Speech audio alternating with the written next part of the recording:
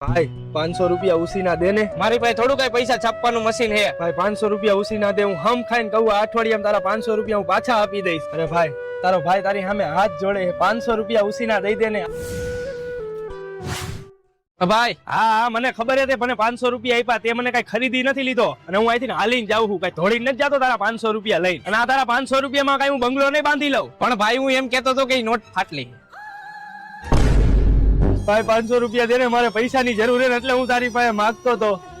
પેલા ભાઈ તું આવું ન કર ને મારે પૈસાની બહુ જરૂર છે હાલ તો મારા ભેગો શિવ એન્ટરપ્રાઇઝ માં પાન કાર્ડ ને આધાર કાર્ડ હે ને હા બીજા